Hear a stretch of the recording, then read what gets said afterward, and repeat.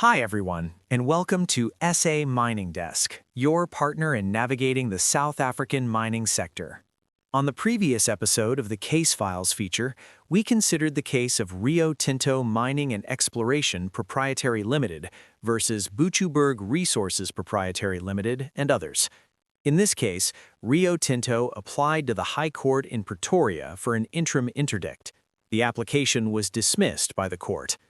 Today, we are looking into the case of Mafube Coal Mining Pty Limited versus Minister of Mineral Resources and Energy and others. The judgment was handed down by Tolmay J. on August 20, 2025, in the High Court of South Africa, Gauteng Division, Pretoria. At the heart of this dispute is an application by Mafube Coal Mining for a judicial review to overturn a decision made by the Minister of Mineral Resources and Energy. Mafube sought to have the High Court review and set aside the minister's decision to uphold an appeal by the fourth respondent, Jaments Pty Limited. The dispute dates back to November 2011, when Mafube applied for a coal mining right on several properties, including the remaining extent of Portion 1 of Petatafontein 412 JS, or the disputed property.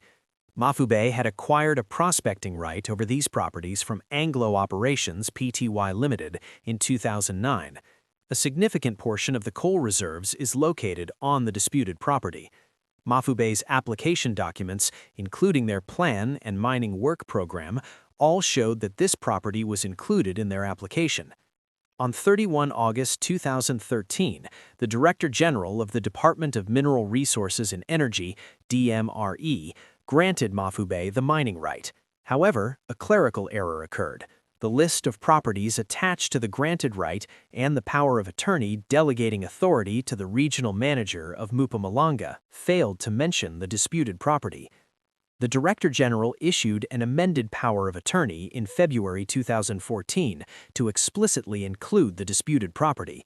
Mafube's mining right was then registered in the Mining and Petroleum Titles Office.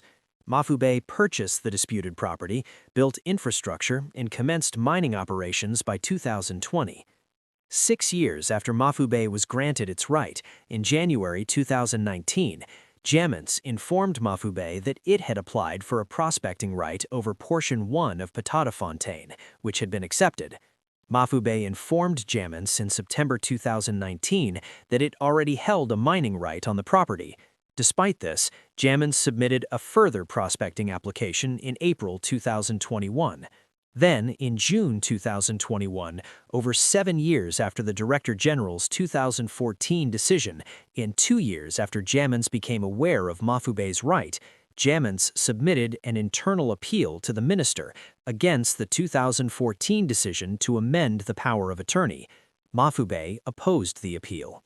The minister's decision. In October 2022, the minister upheld Jaments' appeal. The minister's key reasons were that Mafube never included the disputed property in its application. The Director General never actually granted a right including that property, and the procedure used to correct the omission was unlawful. Aggrieved, Mafube lodged a review application to set aside the minister's decision. The court's ruling.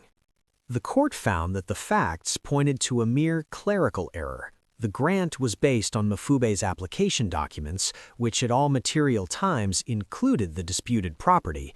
The Director General's decision to amend the power of attorney was not an amendment of the right itself, but was aimed at bringing the document into alignment with the original application. As a result, the court determined that the minister's conclusion was incorrect. The court also found that the minister failed to take into account the delay in launching the appeal, which he was duty-bound to consider, especially since Mafube had already acted on the right and incurred considerable expenses. The court reviewed and set aside the minister's decision. Regarding the substitution of the decision, the court found that it had all the relevant information before it. The court noted that the minister demonstrated bias against Mafube and that any further delay would not be in the interest of justice. The court then substituted the minister's decision with a decision to dismiss Jaments' appeal. This case clarifies the distinction between correcting a clerical error to align with original intent and a substantive amendment of a right under Section 102 of the MPRDA. It reinforces the principle that administrative decisions must be rationally connected to the evidence. Finally, it emphasizes that significant delays in lodging appeals are a critical factor for the courts. That brings us to the end of our episode today. Thank you for watching, and we appreciate your likes and comments. See you in the next episode.